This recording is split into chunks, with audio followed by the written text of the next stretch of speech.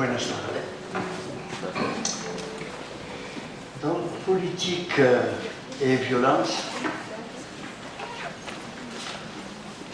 Violence de la politique et politique de la violence.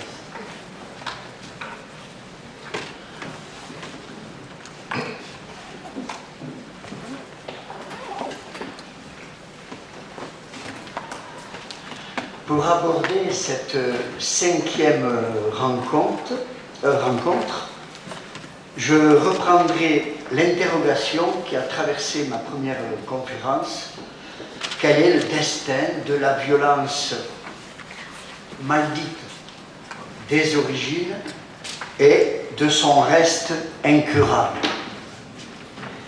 Et je reprendrai certaines des articulations pour les préciser autour de ce dont j'ai fait le cœur de la violence politique, la privation, par la forme moderne du lien social que le sujet habite, l'ordo-néolibéralisme, la privation des moyens dont le sujet disposait pour s'effectuer, pour se réaliser. Ainsi, le névrosé a fourni le paradigme de la solution spécifique, le symptôme, adopté par chacun pour loger sa singularité dans le commun. J'ajoute juste un mot pour profiter de la conférence de Silvia Scopare. Yo adiciono justo una palabra para aprovechar la conferencia de Silvia Scopare. C'est l'apparent paradoxe qu'il y a La paradoja aparente que se presenta entre les symptômes entre el síntoma, qui ont toujours un rapport social, que tiene siempre una relación con lo social, puisque le symptôme est à l'articulation du sujet et du lien social, puesto que el síntoma da cuenta de la articulación del sujeto con el lazo social, et l'unique symptôme social, le prolétaire, y el único síntoma social es el proletario, qui est privé du social, qui est privé de l'appui de tout support discursif par le discours capitaliste. que está desprovisto de todo recurso discursivo por el discurso capitalista. Alors cette solution du symptôme, elle évite deux écueils, on l'a vu, la dissolution dans la masse et le solipsisme. D'un côté, l'anthropologie idéologique qui accompagne la forme sociale néolibérale formate des individus et les oblige à se penser machine, mais organisme, empresa. Organismo, empresa. Et de l'autre côté, la même logique procède à une attaque réglée contre la solution par le symptôme. Hannah Arendt est une des premières à avoir perçu dans cette attaque la logique du totalitarisme et la condition première de la massification. Elle trouvait, ironiquement, que cela avait été une chance pour les nazis eux-mêmes de perdre la guerre. En effet, ils s'efforçaient d'éradiquer ce qui particularisait des populations d'abord, puis des individus, certes en toute ignorance du symptôme qui éventuellement se dissimulait derrière ces particularités. Et d'éradication de particularité en éradication de particularité, les nazis ont supprimé les communistes et les gens de gauche, les handicapés et les malades mentaux, les homosexuels, les juifs, les tziganes, je voudrais rajouter les noirs. Es necesario adicionar los negros. Et je ne sais pas exactement qu'est-ce qu'il en est avec les asiatiques. Yo no sé qué ocurrió con los asiáticos. Enfin, tout ce qui était, ça rejoint cette question de la ségrégation qu'il s'agit d'éliminer. Esto vuelve a la cuestión de la segregación, es decir, de aquello que hay que eliminar. En éliminant le ségrégué. Eliminando el segregado. On sait moins qu'il condamnait ceux d'entre eux qui étaient enthousiastes, ce qui était forcément suspect, et ceux qui adhéraient au national-socialisme Aquellos que adherían al nacionalsocialismo pour acheter leur tranquillité et non par conviction. Ils tuaient, les nazis encore, ceux qui jouissaient des souffrances infligées à leurs victimes. Bref, de proche en proche, si la guerre avait continué, ils auraient dû supprimer jusqu'au dernier Allemand. Dommage qu'il n'ait pas commencé par là. Bon. Comment? Je pensais à Hitler. Il s'est suicidé. J'aurais pu commencer par Hitler. Lamento que no haya comenzado por ahí. Ce qui montre que le symptôme, c'est-à-dire la singularité indexée par le symptôme, est une objection au totalitarisme dont il déchaîne la violence. L'éradiquer, le symptôme, redouble la violence puisque cela revient à priver de défense et du moyen d'habiter le lien social, certains vivables dans ce cas, ce que le dit totalitarisme tente d'asservir. Pas seulement ce qui porte une marque distinctive, mais tout sujet parce que singulier. En ce sens-là, pas de limite à la ségrégation. En este sentido, no hay límite a la segregación. Ce constat nous amène à distinguer entre les violences. Caricaturalement, il existe une violence salutaire de la civilisation contre les pulsions, mais peut-être je devrais dire de la culture. Y posiblemente yo voy a decir de la cultura. Il existe encore une violence pulsionnelle également bénéfique contre la civilisation, puisqu'elle contraint à son renouvellement pour la rendre habitable. Il existe aussi une violence contingente nécessaire pour créer, pour se défendre d'un agresseur, etc. Mais il existe encore cette violence contre la singularité, contre toutes les marques d'altérité, symptômes, modalités particulières, supposées de jouissance, etc., contre les figures de l'autre, finalement, du différent, dont on connaît les figures principales. Et il se pourrait bien que notre monde soit dominé par cette violence-là.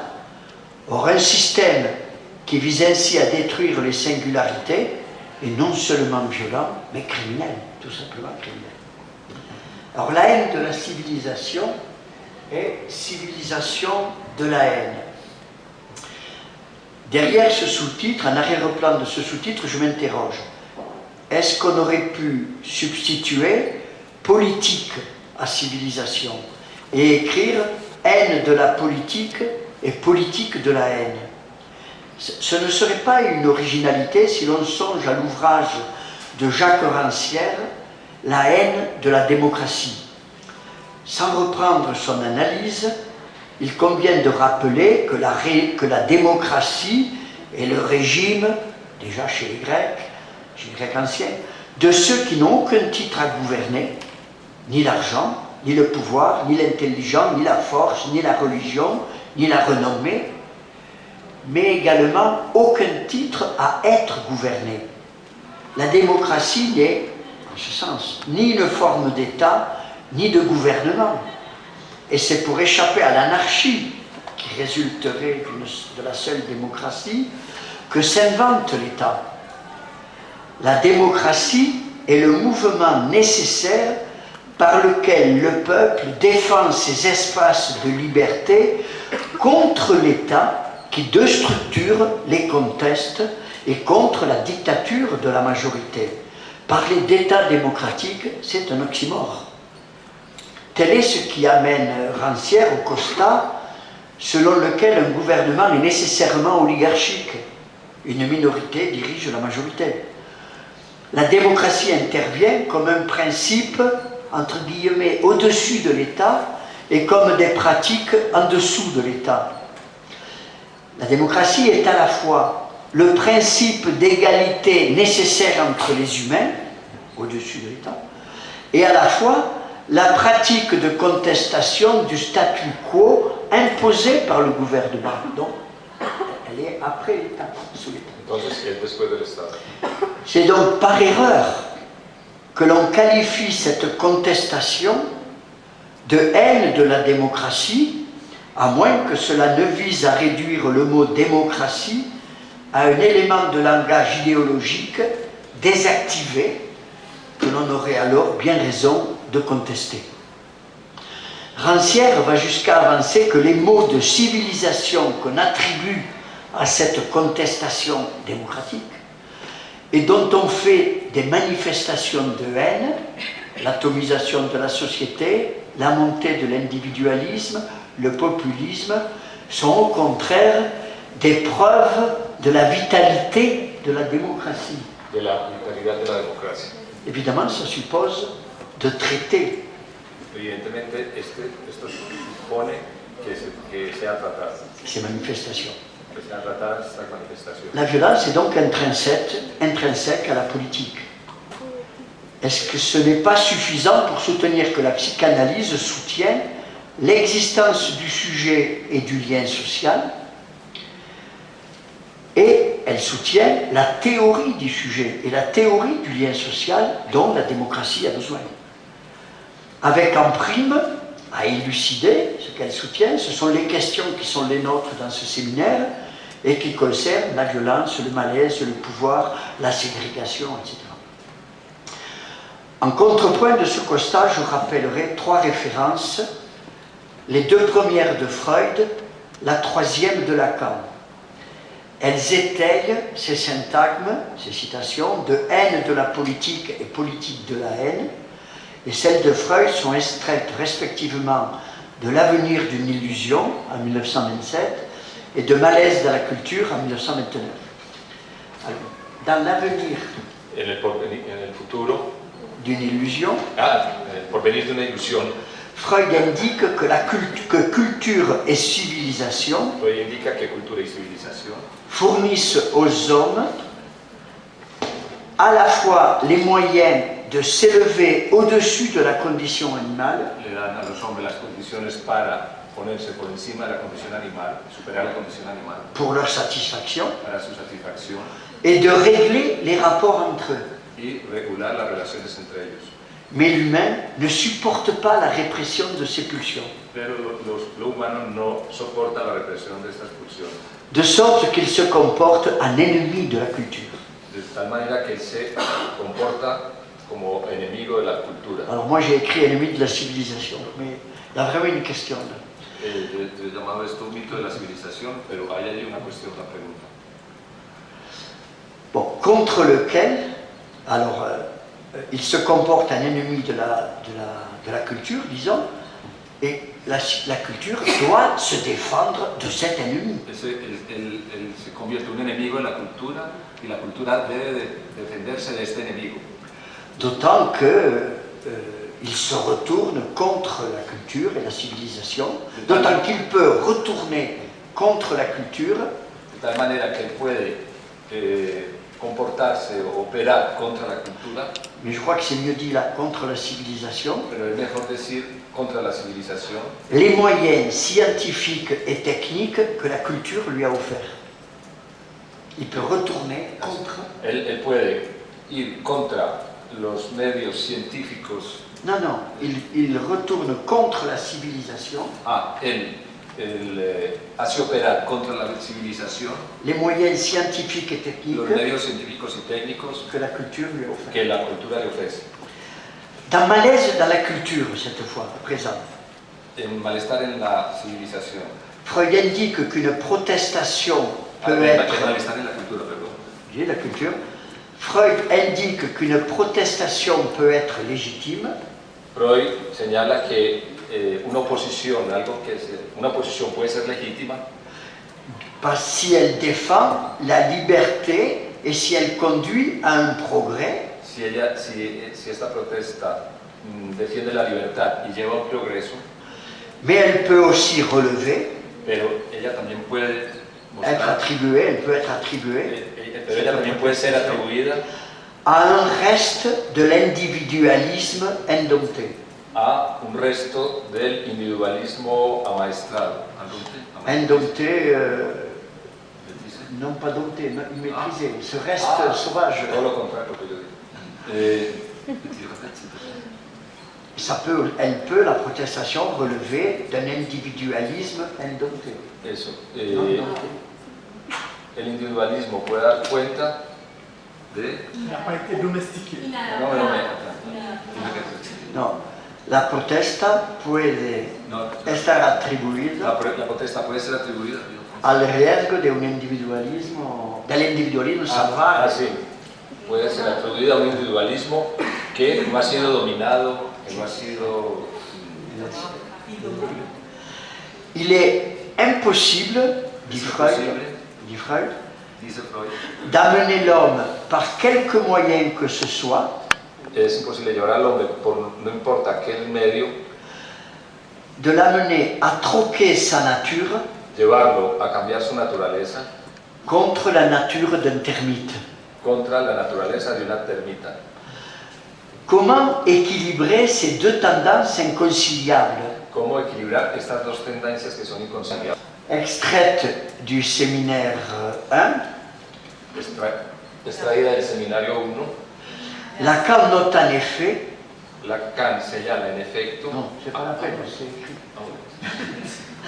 que nous connaissons moins le sentiment de la haine qu'on a pu le faire dans des époques où l'homme était plus ouvert à sa destinée. C'est une formule à relativiser par l'épisode de la domination nazie sur l'Europe. Ce paroxysme de haine avec les nazis et la guerre prouve d'ailleurs aux yeux de Lacan que chez nous, dit-il, je pense chez lui-même, la pratique de la destruction de l'être en tant que tel est vraiment très bien frayée. L'individu, pour parler contre Freud, l'emporterait désormais sur le travail de culture. Et on pourrait dire la civilisation sur la culture. y podría decir también de la civilización sobre la cultura. Lacan enchaîne sur le fait que ce frayage rendrait difficile de reconnaître l'existence de cette haine. Je pense à la Colombie en disant Hablando de esto, pienso en Colombia, ne pas reconnaître l'existence de cette, on va dire violence à la place. no reconocer esto que me van a decir violencia, Pas certain. que algunos llaman violencia. De fait, nous l'entourons de toutes sortes de prétextes et de rationalisations faciles, de justifications. C'est peut-être, dit Lacan, dans la mesure où nous sommes dans un certain état de floculation diffuse de ce quelque chose qui sature en nous très suffisamment cette destruction de l'être. Lacan explique notre aveuglement sur notre propre haine par la forme du discours commun. C'est avant l'invention des 4 discours. Es antes de descubrir los 4 discursos. Ce discours supporte une correspondance, je le cite, entre une certaine structure de l'ego et une certaine façon d'objectiver l'être humain. En quoi, dit-il, déjà, nous sommes très suffisamment une civilisation de la haine. Il écrit ça en 1954. Él escribe esto en 1954. Les particularités du développement des sujets dans cette civilisation les habituent d'emblée à la haine. Du coup, ils en connaissent moins l'assomption et le vécu dans tout ce qu'elle peut avoir de brûlant. Il suffit de regarder autour de nous pour vérifier cette floculation, c'est-à-dire cet éparpillement en flocons. Les guerres sont désormais présentées comme des opérations de police, de maintien de l'ordre. Ça, ce sont les rationalisations. Estas son racionalizaciones. Les interventions dans tel ou tel pays relèveraient de la guerre humanitaire, voire auraient pour visée l'exportation de la démocratie susceptible d'éviter la guerre. On fait la guerre pour éviter la guerre. Se hace la guerra para evitar la guerra. On se rend le matin à son travail, aux heures ouvrables, pour faire la guerre par drone interposé à des milliers de kilomètres, et l'on rentre manger en famille. La solidarité européenne est invoquée pour refuser l'accueil des fugitifs, et les organisations non gouvernementales qui se dévouent au sauvetage des fugitifs en Méditerranée sont déclarées hors la loi, etc., etc. Cette mention des guerres nous rappelle les textes de Freud à cet endroit. Il écrit en 1915 « Considérations actuelles sur la guerre et la mort », la Première Guerre mondiale bat son plein, et Freud n'y cache pas tout à fait son nationalisme allemand. C'est une toute autre tonalité qu'il livre dans sa réponse à Einstein, Pourquoi la guerre, en 1933, à la veille du second conflit mondial. Il y prend appui, cette fois, sur l'enseignement de la psychanalyse pour considérer le déchaînement de la violence, fût ce afin d'obtenir la paix, comme allant dans le sens de la désintrication des pulsions. Au bout du compte, faire la guerre pour obtenir la paix, c'est le triomphe de la pulsion de mort. Bon, sans doute l'écart entre les deux textes reflète aussi la division d'Einstein lui-même, mais en quelque sorte à l'envers. Je saute ce que je voulais dire là-dessus, mais en 1933, Einstein contribue à ces réponses susceptibles d'éviter la guerre. En 1933, Einstein produce una respuesta que buscaba, que planteaba cómo evitar la guerra. Et un peu plus tard, un poco más tarde, en 1939, en 1939, il demande à Roosevelt de fabriquer la bombe atomique. Il le pide a Roosevelt que fabrique la bomba atómica. Et il reconnaîtra plus tard que c'est une véritable erreur. Y más tarde él va a reconocer que fue un verdadero error. Alors, je passe à la forme moderne de la violence symbolique, entre guillemets et plein sur le bord. Entre comillas. La première violence de la politique est sans doute la subordination de la force animale au droit, mais on pourrait reprendre les trois métaphores de Sidi Escofaré et voir que chaque métaphore a sa part de violence. Podemos retomar las tres metáforas que planteó Sidi Escofaré y ver cómo cada una de estas metáforas tiene su parte de violencia. La seconde violence réside dans le traitement perpétuel du reste pulsionnel incurable. Ce traitement participe du travail de culture et du renouvellement de la société. Et sans doute, il faudrait ajouter la politique au sens strict, soit le mode d'organisation du pouvoir qui organise la politique. Il n'y a là que des modalités inévitables d'une violence entre guillemets symbolique de base, dont nous savons en même temps les excès. Mais la pire violence politique, au temps du capitalisme, réside sans doute dans le fait d'avoir su capturer les sujets et les démocraties pour les soumettre à l'ordolibéralisme, jusqu'à vider le mot démocratie de contenu. Ainsi, désormais, tendanciellement, ce ne sont plus les représentants du pouvoir qui gouvernent, mais l'économie. Nos élus en Europe se retranchent derrière Bruxelles pour expliquer leur impuissance, en même temps qu'ils usent de leur pouvoir pour asservir au néolibéralisme les derniers espaces de liberté ou d'incertitude que la démocratie défend. Le discours capitaliste réussirait-il dans son entreprise sans le formatage des sujets?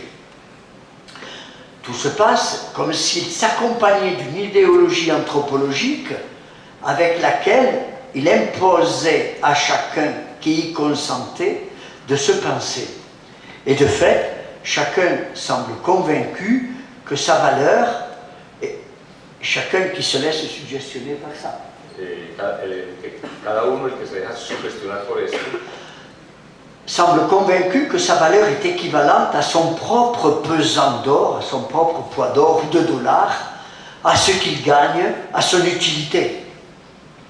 C'est d'ailleurs une plainte moderne de beaucoup de nos analysants, es por lo demás una de las quejas modernas de muchos de nuestros analizantes, de se sentir inutile en ce sens-là. Ya que ellos se sienten inútiles en este sentido. Sans doute cela ne va-t-il pas sans contradiction, cette logique capitaliste. Esta lógica capitalista ne va pas sans contradiction, car le pire des capitalistes, sorti de son entreprise ou de sa banque, est heureux de prendre un roman, d'écouter de la musique, d'aller danser la salsa, de regarder... de ir a bailar la salsa, de regarder un programme de télévision ou un film, de manger de la bonne cuisine, de boire un bon vin et sans doute de parler avec les siens, ses partenaires, son enfant, ses amis, etc. C'est-à-dire autant d'éléments qui ne sont précieux que pour autant qu'ils échappent au marché. Il n'y a pas que les agents, les profiteurs, les serviteurs du capitalisme à se laisser formater ou capturer. Nombreux sont ceux qui sont pris dans un dilemme où ils auraient à choisir entre mourir ou accomplir pour le capitalisme des tâches qui participent de leur exploitation. C'est la base même du capitalisme. Parfois en contribuant à la destruction de la planète et à la dégradation de leur situation. Les bûcherons de l'Amazonie, les orpailleurs de Guyane, les chercheurs d'émeraudes colombiens, les cultivateurs de coca ou de marijuana, ou les, je sais pas, les braconniers en Afrique. Bon. Le discours capitaliste réduit le sujet à l'individu, ainsi que je l'ai avancé, et nombreux sont les auteurs qui soulignent la montée de l'individualisme comme une caractéristique de notre époque. Cet individualisme accompagne le détissage des valeurs et des idéaux autres que marchands, la destruction des solidarités et finalement la dégradation du lien social lui-même vers des formes de groupes certes sociales mais plus proches de la masse freudienne. Il en découle les tentatives de restauration d'un pouvoir fort susceptible de maintenir les individus à la fois au sein du même ensemble et au travail. Or, sans rien changer à la logique néolibérale, cette solution poursuit sur la politique néfaste à l'origine de cette détérioration, d'où l'impression d'une lente et inexorable dérive. Bon, l'exemple brésilien est sans doute paradigmatique, puisque l'on s'en prend à toutes les figures d'altérité susceptibles de, ou seulement supposées, résister. Les féministes, les transgenres et les homosexuels, la culture, l'université, etc.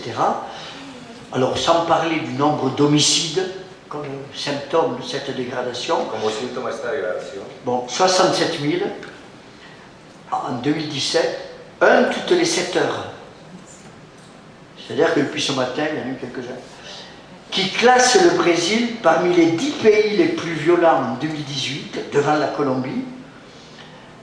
Ça en fait près de 30 pour 10 000 au Brésil, contre 27 pour 10 000 en Colombie, semble-t-il. L'actuel pouvoir s'est même servi au Brésil de la loi anticorruption, vous savez ça, mis en place par les prédécesseurs de l'actuel président pour accuser ceux qui avaient fait voter la loi anticorruption, pour les accuser de corruption et obtenir leur condamnation par des juges eux-mêmes corrompus, si je crois ce que disent les médias. Si creemos a lo que dicen los periódicos. La réduction du sujet à l'individu, alors, par quel mécanisme? Alors, au-delà du constat que je viens de répéter, est-il possible de préciser ce qui se passe pour le sujet du point de vue de la psychanalyse? Alors, je me propose de souligner quelques articulations, quelques éléments de la logique du discours analytique qui devraient retenir notre attention. D'abord, le rejet de la castration, qui est le déterminant majeur de cette réduction du sujet à l'individu.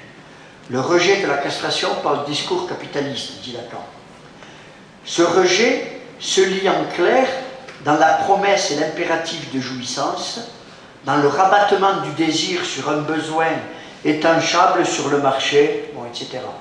Le névrosé, lui, interprète l'existence de deux anatomies comme une différence, et cette différence lui fournit un support pour penser l'impossible. Il est impossible de disposer de deux anatomies à la fois, d'être femme et homme, et il transposait cette impossibilité ainsi: il est impossible d'appartenir aux deux sexes à la fois.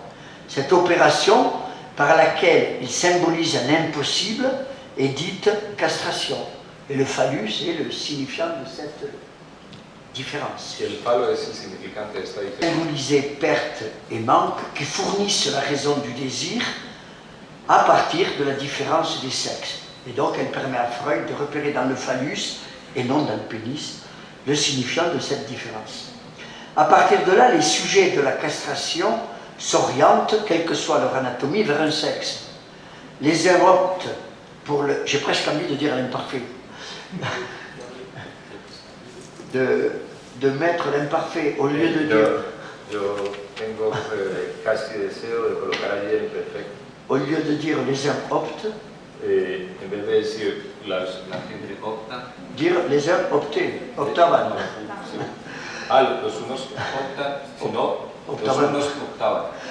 Pour les moyens du langage, les uns optent pour les moyens du langage, Oedipe, castration, phallus, pour obtenir une satisfaction sexuelle localisée du côté de l'autre sexe, à l'horizon de sa quête, ce qui définit la position masculine, et les autres consentent, toujours indépendamment de leur anatomie, à incarner pour leur partenaire cette jouissance après laquelle ce dernier, le partenaire, court.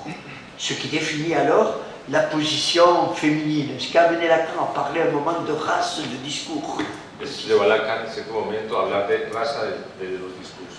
En un sens, j'ai dit ça dans la discussion, j'ai anticipé, un homme désire dans le partenaire une sorte de complément, et en traitant ainsi une femme, il en fait le symptôme, un homme, quelle que soit son anatomie, celui qui adopte la position masculine. Un hombre, no importa cuál sea su anatomía, es decir, aquel que adopta la posición masculina. En traitant ainsi son partenaire, il en fait le symptôme qui indexe ce qui lui échappe.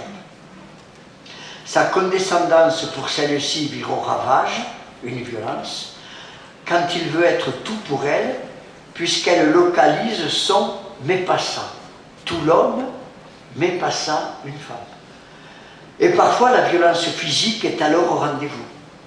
Une femme attend, elle, de la rencontre que le partenaire l'identifie comme tel, alors même qu'elle incarne ce qui échappe au mot, à défaut que ce partenaire lui fournisse ce qui répondrait du réel de son être, et bien au moins qu'il l'aime, comme je vous le disais tout à l'heure, et elle l'aime pour cela, de sorte que le sujet désire comme homme et aime comme femme. Ce sont ces solutions qui sont défaites par la forclusion capitaliste de la castration, par la forclusion dans le discours capitaliste de la castration, et qui sont défaites par les conséquences de cette forclusion. La chute des grands récits, la faillite des solidarités, le traitement de l'autre comme un objet quasi manufacturé, l'anthropologie idéologique, etc., etc. Du coup, chaque sujet qui se laisse ainsi suggestionner se replie sur le plus singulier de sa jouissance, au point qu'il pourrait bien exister un genre par sujet. Pas seulement homosexuel, non solamente, homosexuel, lesbienne, féminine, lesbienne, butch, transgenre, polyamour, sexless, qui constitue déjà une réponse identitaire à cette démultiplication, mais il me semble déceler là un problème. Certes, chacun est libre de s'orienter vers les modalités de jouissance qui lui conviennent, enfin il est libre dans la mesure de sa jouissance, hein. Et il doit trouver, dans le lien social, l'accueil que tout citoyen mérite indépendamment de sa position sexuée, qui comme tel ne saurait constituer un délit, ce qui est le cas dans certains pays. Seulement, est-ce que la démultiplication des dites positions, tendanciellement aussi nombreuses que de sujets, ne favorise-t-elle pas l'individuation autour d'une particularité sexuelle? Sidi a rappelé l'interdit dans certains congrès, si on n'est pas homosexuel, d'aller dans une manifestation homosexuelle. J'ai vu aux États-Unis un congrès. Sidi habló de la prohibición que había, si no se era homosexual, de ir a ciertos encuentros. Et j'ai vu aux États-Unis un congrès féministe. Y yo vi en Estados Unidos un congreso feminista. Avec cette précision.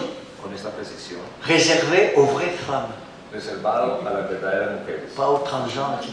no a los transgéneros, etc. Le fait que les 10 individus se regroupent en fonction de la particularité qu'ils ont en commun montre que malgré leurs revendications, la particularité sexuelle ne dit rien de ce qu'est le sujet, qui érige alors de nouvelles barrières communautaires. Dès lors, ces particularités,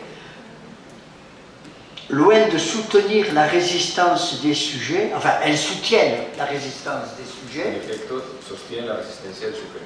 mais est-ce qu'elles ne faciliteraient pas aussi l'individualisme forcené qui livre les sujets pieds et poings liés, sans défense, devant la violence qui s'avance, soit comme des cibles, soit comme complices, soit comme victimes, soit comme victimaires. Sea como víctima, sea como victimarios. Alors, l'effacement de la division du sujet, deuxième élément, la mutation du savoir en un tout numérisable et sans trou, est sans doute bonne pour l'information, la communication, l'apprentissage et la transformation de compétences. Et la transmission de compétences. Mais le trou n'y dispose plus de l'appui de la castration pour celui qui se laisse suggestionner par l'anthropologie dite dominante. C'est évidemment une catastrophe pour ce qui est de penser son rapport au monde, construire sa propre historiole et renouer avec des récits collectifs. Surtout l'inconscient devient impensable puisque ces manifestations seront interprétées comme des accidents cognitifs. Et faute de trou, ce savoir ne fait aucune place pour le sujet supposé savoir, et c'est la possibilité même du transfert qui est hypothéquée. Cette faillite de l'amour de transfert n'est au fond qu'un aspect du rejet des choses de l'amour dont Lacan fait une caractéristique du discours capitaliste. Este rechazo de las cosas del amor, de esto Lacan hace una de las características del discurso capitalista. Pourquoi la haine ne serait-elle pas ce qui en fait retour de ce rejet de l'amour? De este rechazo del amor. Parce que la haine est le revers de l'amour. Pas d'amour, pas de haine. Ce qui vient à la place, c'est une sorte d'acting out dans les passions extrêmes plutôt. Autant dire que ce qui devient impensable, c'est la division du sujet. Alors il nous faut cependant demeurer vigilants.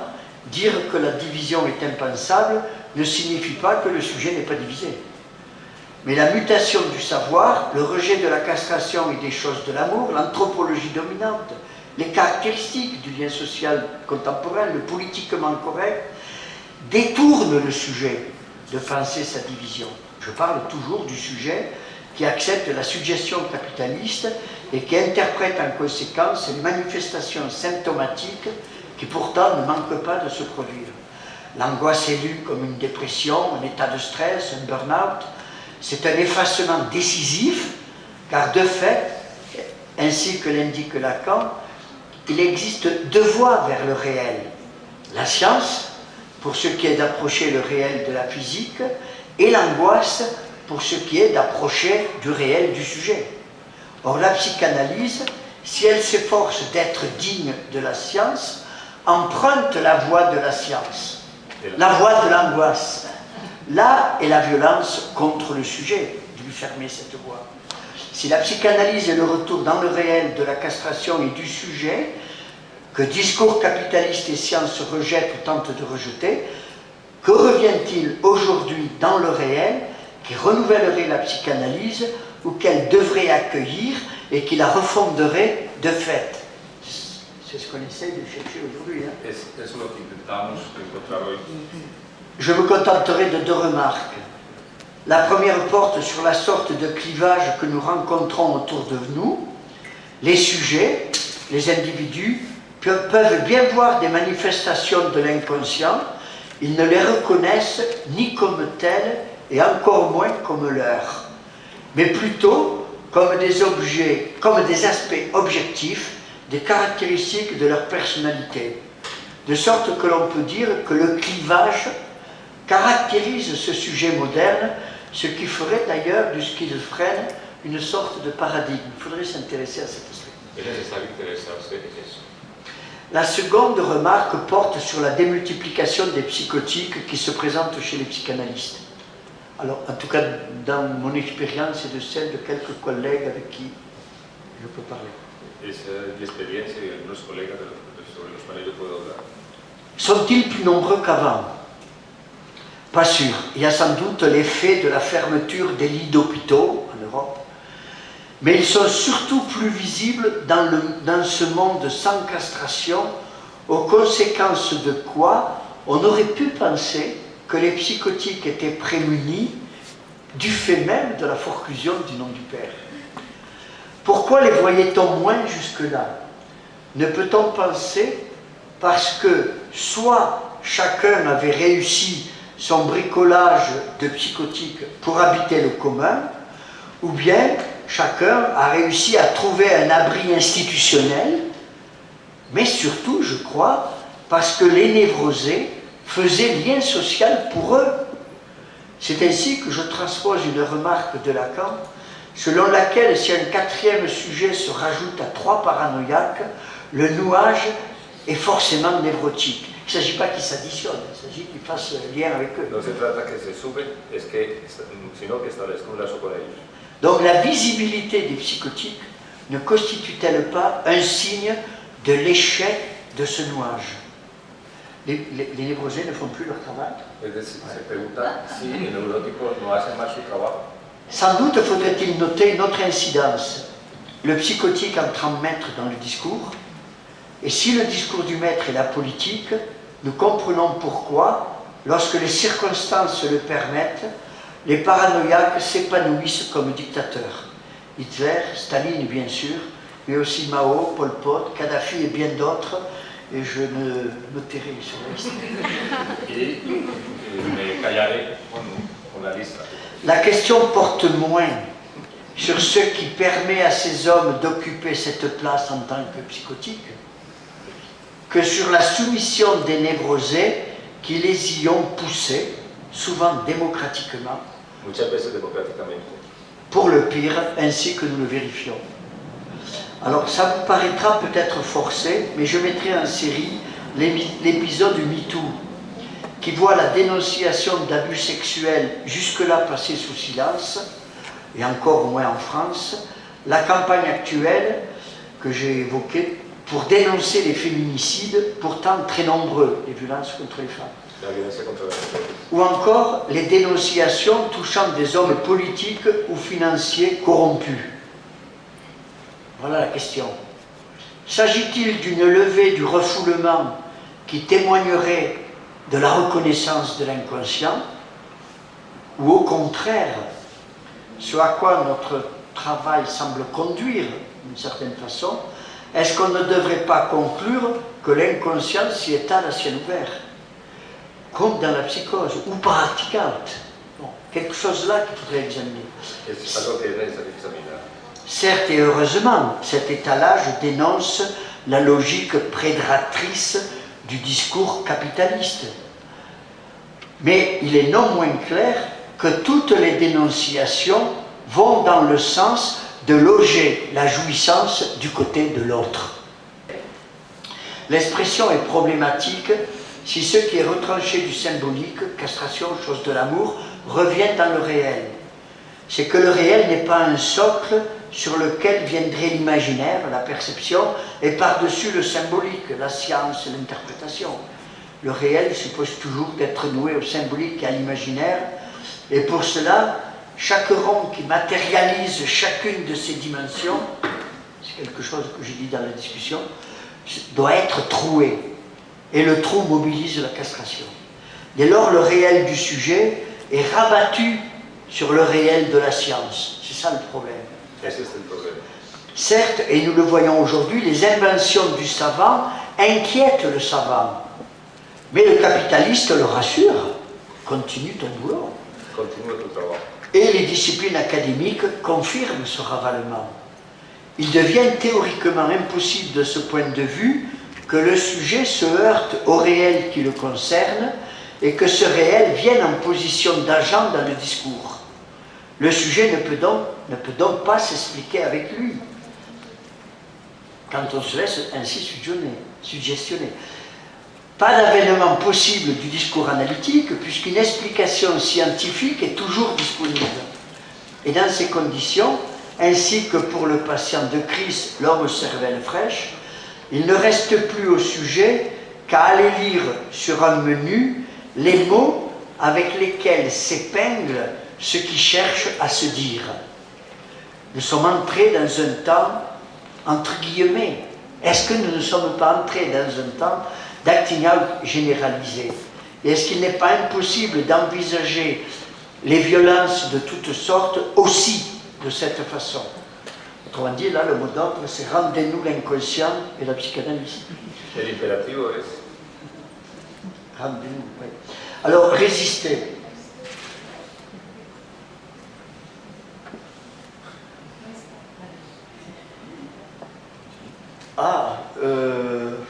Face à cela, les réactions ne se valent pas. Non, mais ça existe, non? Face à cela, les réactions ne se valent pas. Ah, non. Ah, Bon, face à cela, alors je vais être obligé de raccourcir sinon. Bon, face à cela, les réactions ne se valent pas. Frente a esto, no valen las reacciones. D'une part, les individus demeurent fabriqués comme le sujet dont la psychanalyse livre la structure.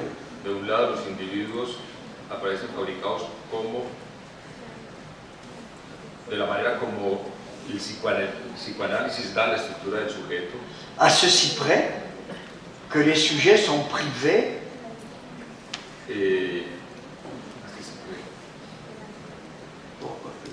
sauf que salvo que ellos están privados de los recursos de dicha estructura. Oui, voilà, des ressources de la vie de suivre. Ainsi, cherche-t-il un sens ailleurs que du côté du fantasme. De esa manera, entonces, él busca un sentido en un lugar diferente de su fantasma. Et les vendeurs d'un sens, capables de rivaliser en certitude avec la science, ne manquent pas. Y los vendedores de un sentido capaz de rivalizar en certeza con la ciencia no faltan. Bon, je répète ce que j'ai pu dire, c'est Repito eso que yo he podido decir. ainsi sont apparues de nouvelles sectes, non seulement de nouvelles sectes, De esta manera no solamente aparecieron nuevas sectas, mais les religions se sont radicalisées, sino también que las religiones se radicalizaron toutes. todas. Il vaudrait mieux d'ailleurs parler de fondamentalisme. Será mejor hablar de fundamentalismo. Leur surgissement sur toutes les aires de la planète El surgimiento en todos los espacios del planeta indique assez qu'il s'agit d'un problème général indica claramente que se trata de un problema general en réponse à la logique néolibérale que responde a la lógica neoliberal, de la globalisation, la globalización, mais qui profite de situations géopolitiques particulières. pero que se aprovecha de situaciones geopolíticas particulares. Elles ont en commun de composer des communautés de semblables Ellas tienen en común que están compuestas por comunidades de semejantes et d'identifier le différent, e identifican el diferente, parfois tous les autres de la mondialisation, en algunos casos todos los otros de la mondialización, à un voleur de jouissance, alguien que roba goce, forcément du côté du diable, necesariamente, obligatoriamente del lado del diablo, dont le massacre assurera la paix cuya masacre nos va a asegurar la paz ou le paradis. o el paraíso. El paraíso. Et une recherche devrait s'intéresser aux différentes théologies de ce point de vue. Una investigación debería interesarse en las diferentes teologías que aparecen desde este punto de vista. Bon, en France, on a développé l'idée qu'il faudrait déradicaliser En Francia se ha desarrollado la idea de que convendría de radicalizar les jeunes qui participent de ces... los jóvenes que participan en estos movimientos. C'est-à-dire, il y a une pente à psychopathologiser Es decir, hay una tendencia a psicopatologizar cette population. esta población. Je pense qu'on en a assez dit Porque creemos que se ha dicho suficiente pour dire qu'il vaudrait mieux leur rendre leurs racines. para darles su raíz, su origen, Su singularidad. su singularidad. Nous devons radicaliser. Radicaliser et non pas arracher Ouais. le racine. Debemos radicalizar en el sentido de raíz y no arrancar la raíz. Il faut leur rendre leurs symptômes. Es decir, es necesario darle sus síntomas. C'est le symptôme contre la paranoïa Es el síntoma contra la paranoia sociale. social. Bon, je vais juste dire encore deux mots.